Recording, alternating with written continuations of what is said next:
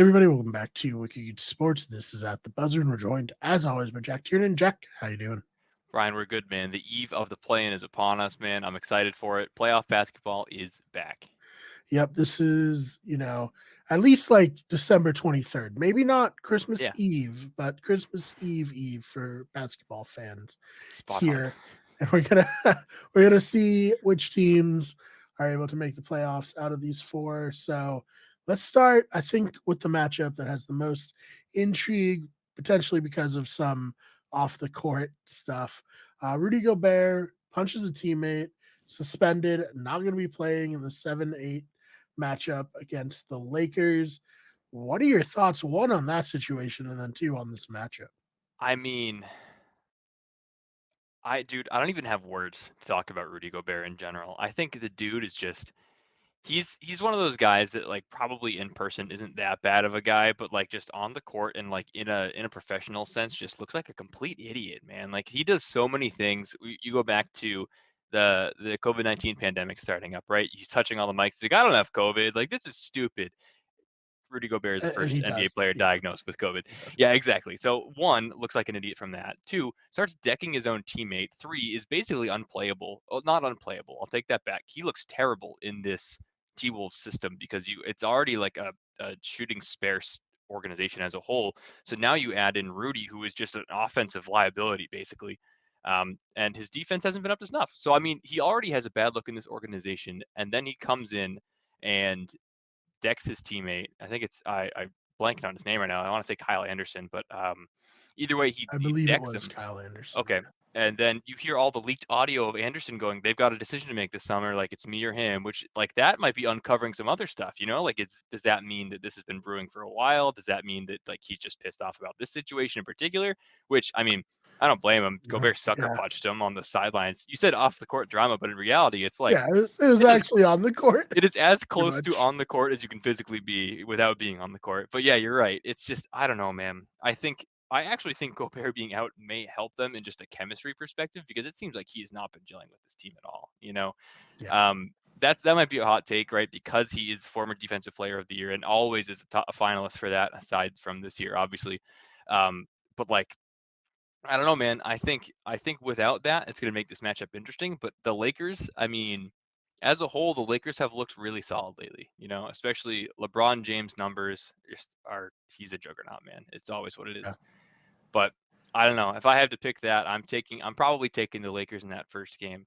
But then the T Wolves get a second shot against whoever wins versus the Pels and the Thunder, and I think that'll probably be the Pels Okay. So you're picking no Zion. I know we're both very disappointed about for that. I sure. know Ryan's disappointed too. Uh, just such a frustrating career at this point for Yeah, Zion. starting to And get concerned. Yeah, yeah, no, it's starting to get to the like, is it over bust. before it started? Yeah, Yeah, yeah, bus. Like, I none of us want that. Obviously, we all no, like him a lot, but yeah, it sucks. But you do have them at least beating OKC here. I Tell me do. about that. Yeah, I do think that's the case. I mean, I think the Pels overall have been able to turn it on. Obviously, with Zion, with Zion, we saw what they were doing. They were at the top of the Western Conference for a while. I mean, he's just such an explosive player, even when he's like coming back from an injury. I don't know if the Pels are just trying to take it safe with him, but like they've been taking it safe with him for the last 3 years. So is it over before it started? I think is a great way to describe his career as a whole.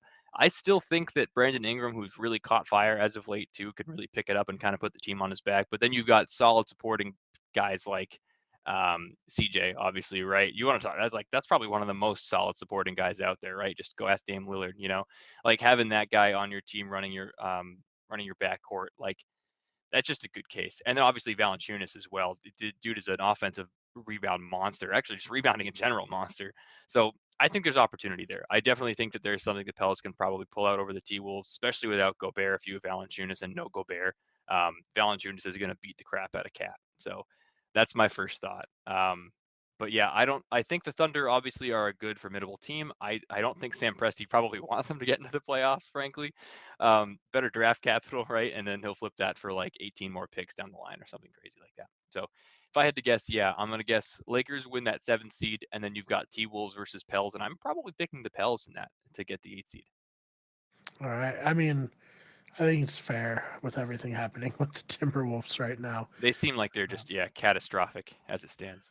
Far cry from the scenes last season at this Right. time with throwing was that Pat Bev At Bev throwing the jerseys into the it's become such a meme of crying, like sobbing, yeah, yeah, overreaction for winning the play-in and then getting like game. losing the first round. Yeah, Yeah, exactly. just immediately losing, but hey, it is what it is. All right, so you got the Lakers and the Pelicans moving on into the Western. Let's talk a little bit of Eastern, something more toward not our interests, but like as Celtics fans, it will matter more to us. Who do you have winning the uh, Raptors and Bulls play-in game?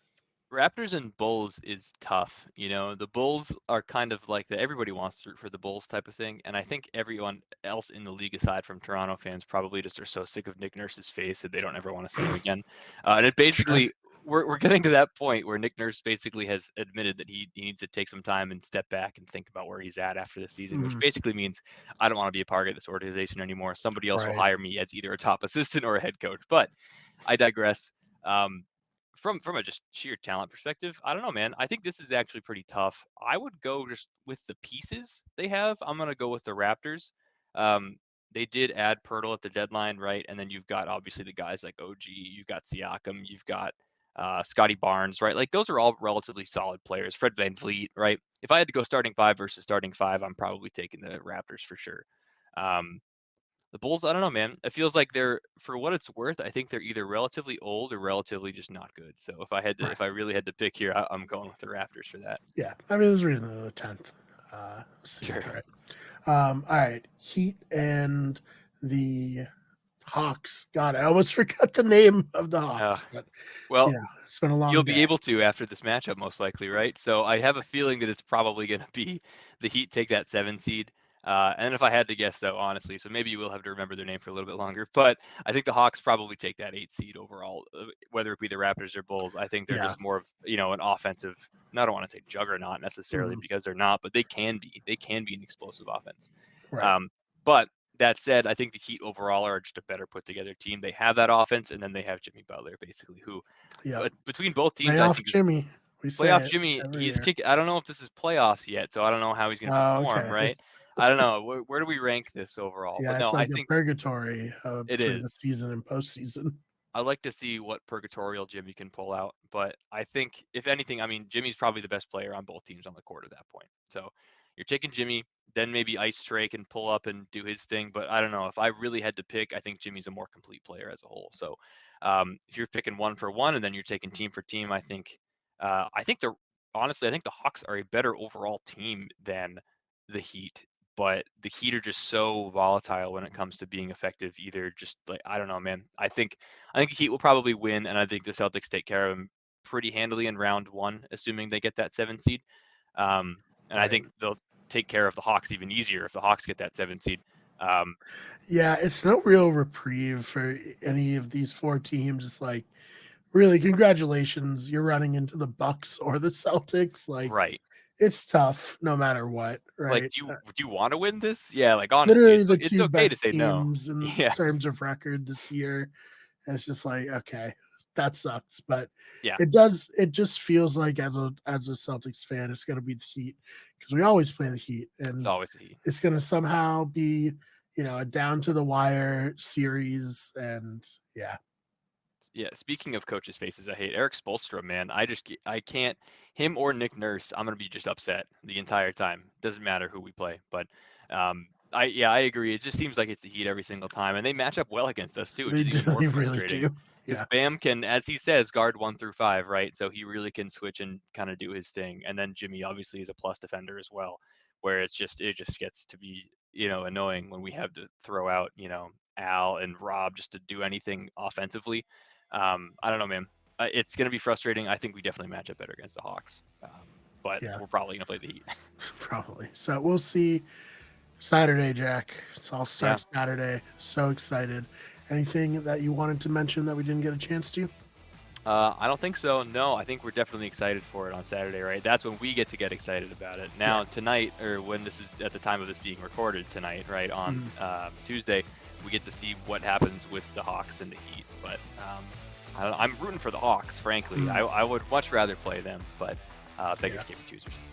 Exactly. Hi, Jack. Where can they find you online? Sure. Best place to find me is on Twitter, and that's at Jack_Tiernan. So follow me there for all of my sports takes, MLB, what league is this? NBA, NFL, as we get to it.